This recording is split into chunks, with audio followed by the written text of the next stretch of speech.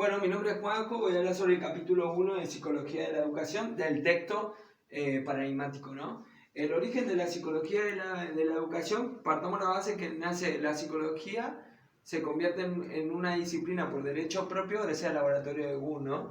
Que su objetivo de estudio fue la conciencia y su método de investigación fue la introspección. Bueno, más adelante se empieza a interesar en este campo de la educación por su múltiple faceta y poco a poco se entendió su participación en la ciencia de la educación. Los primeros países que lo empezaron a utilizar la psicología de la educación fue el occidente de Estados Unidos y algunas naciones de Europa. Marcó el inicio de la psicología como educación y como disciplina. Tenemos tres orígenes que partieron la base de la psicología como educación: el estudio de las diferencias individuales, la psicología del niño y la psicología del aprendizaje.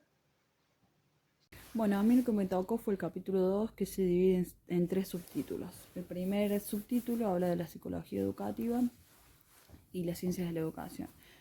Bueno, donde las ciencias de la educación se encargan del estudio de los científicos interdisciplinarios y transdisciplinarios para una verdadera comprensión y explicación.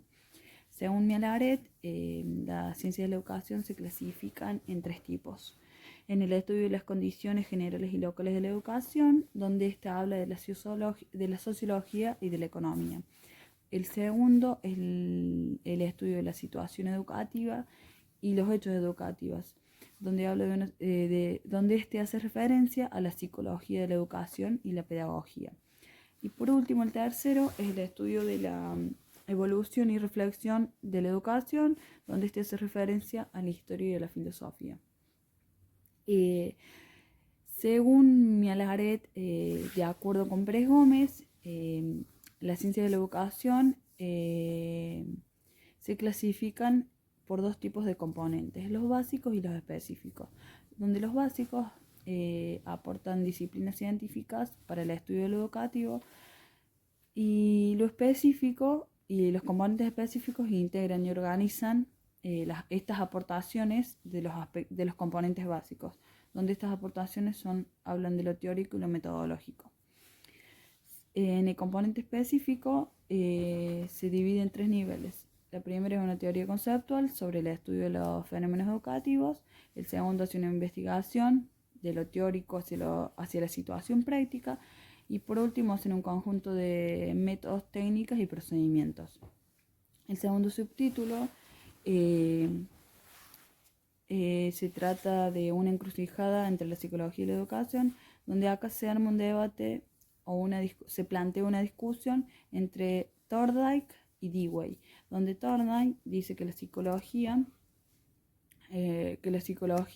debe ser la principal proveedora del marco teórico conceptual. En cambio, Dewey manifiesta que la psicología debe ser una ciencia que manifieste independencia y aplicabilidad a la práctica educativa. Por último, el tercer subtítulo habla de los componentes básicos de la psicología educativa, donde este habla de núcleo teórico conceptual, los temas y los programas de investigación, los métodos, los procedimientos tecnológicos, y por otra parte también hace referencia a la delimitación conceptual de la psicología educativa, donde hay una regulación. Yo voy a hablar del capítulo 3, de los paradigmas de la psicología educativa. Bueno, voy a describir cada uno de los distintos enfoques que existen en el campo de la psicología de educación.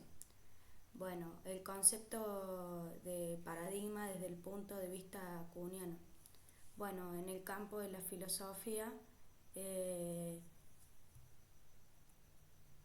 actualmente han propuesto varias concepciones epistemológicas respecto del problema de la construcción y la evolución del conocimiento científico, como opciones antagonistas y posturas inductistas y positivas. Estas posturas son tres. Desde la vista kuhniana son tres posturas: las falsaciones de Poppers, falsaciones sofisticadas de Lakatos y el desarrollo de la ciencia de Kuhn. Bueno, le voy a hablar sobre las falsaciones de Popper. Según Popper, su concepción son los cambios progresivos en el conocimiento científico, se deben en esencial a criterios sobre todo relacionistas, y este investigador considera que mediante este método consisten en las apuestas a pruebas de hipótesis derivadas de esquemas teóricos. Bueno, le voy a hablar sobre la falsación de Lakatos. Él mismo sostiene una postura con estrecho parentesco a la concepción de Popper, en tanto que de igual modo opta por una solución racionalista para explicación del desarrollo del conocimiento científico. Bueno, los cambios en el progreso de una ciencia se da en función de cómo ciertos programas de investigación alternativos pueden falsar a otros. Hasta entonces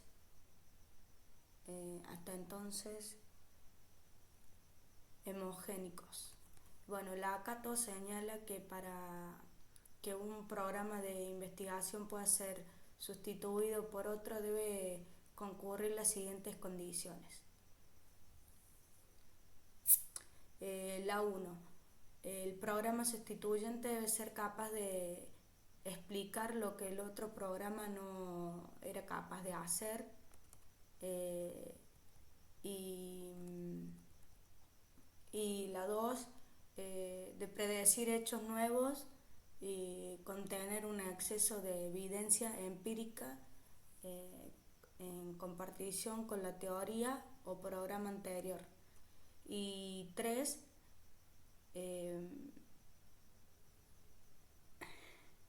de corroborar una parte de evidencia empírica acumulando en su favor. Bueno, ahora les voy a hablar sobre el desarrollo histórico de la ciencia de Kuhn. Bueno, este es diferente a los anteriores, que por lo tanto el peso que le otorgan los factores de tipo sociológico y psicológicos, en cambio avances de la ciencia, el desarrollo histórico de la ciencia es discontinuo. Existen rupturas entre determinados periodos, lo cual se superponen que el avance del conocimiento científico no es acumulativo ni progresivo, en forma de línea o continua, y señala que dentro de la evolución de las disciplinas científicas ocurren 3 tipos de situaciones. La situación 1 es periodo precientífico, y la 2 es periodo de ciencia normal. La 3 es el periodo de evolución, el periodo de ciencia revolucionaria. Bueno, ahora les voy a hablar lo que sería la aplicación de las ideas de Kuhn a la ciencia de la psicología. Bueno, dice que según Peterson podemos reconocer 2 tipos de aplicación del enfoque kuhniano en la psicología. Uno de estos es el uso teórico sobre el objeto y el método de historia de la disciplina. El 2 es el esfuerzo por la incorporación de ideas paradigmáticas dentro de la teoría de investigación psicológica. En primer uso parece sin duda más desafortunado. En el cambio, el segundo es más fructuoso por la posibilidad que otorga la descripción de los distintos enfoques. Bueno,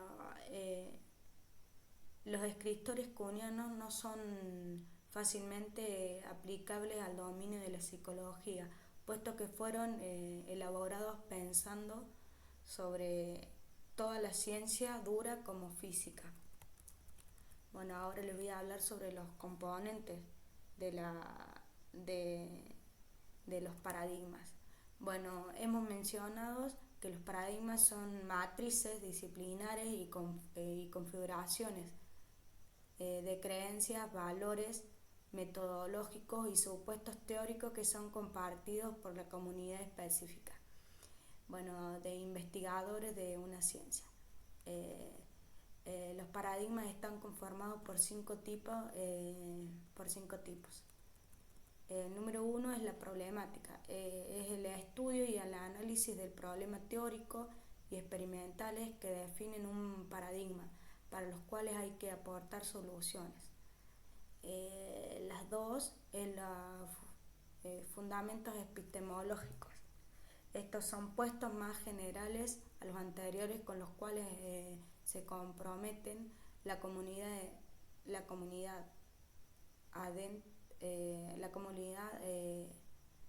ante el paradigma. Los supuestos teóricos, esto es aquel sustento teórico que comparten los especialistas y que son la fase fundamental de la matriz disciplinar. Y la 4 son las precisiones metodológicas, los métodos, las técnicas, las reglas aceptadas por la comunidad de los profesionales que utilizan el trabajo de construcción y refinamiento y de la investigación del paradigma. La 5 es la aplicación, la proyección de la aplicación. Estas son las técnicas o tecnologías necesarias para la aplicación de los supuestos teóricos que propone el paradigma y la situación de lo real. Facundo Pereira y voy a hablar de la descripción del paradigma humanista y sus aplicaciones e implicaciones educativas. El paradigma humanista es un complejo mosaico de facciones dadas las diferencias existentes entre los diversos autores. Si bien, como revisaron mis compañeros en los capítulos anteriores, los conductistas se interesan por las actitudes observables, mientras que las proyecciones psicoeducativas vienen a llenar un hueco histórico, como lo son el dominio socioafectivo y las relaciones interpersonales. La investigación psicoeducativa realizada desde una perspectiva general está orientada a la refinación y validación de prácticas derivadas, ya que escasamente a la generación de conocimiento innovador, como en el caso de la perspectiva cognitiva. Dicho paradigma es de una importancia histórica muy grande, ya que señala carencias en las prácticas educativas, como también en los campos de otros enfoques.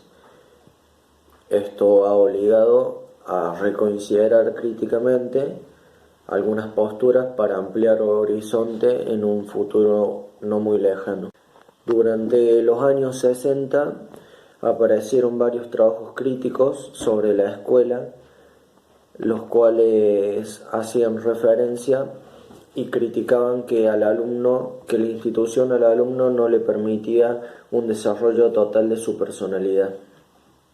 Buscando una conceptualización de la enseñanza más enfocada, la educación debería centrarse en ayudar a los alumnos para que decidan lo que son hoy y lo que quieren llegar a ser, ya que lo que querés ser mañana va a ser el resultado de lo que haces hoy.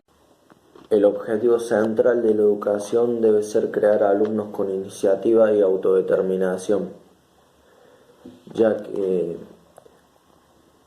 con esto dicho podemos concluir que el concepto de enseñanza propugnado por los humanistas es indirecto, por así decirlo,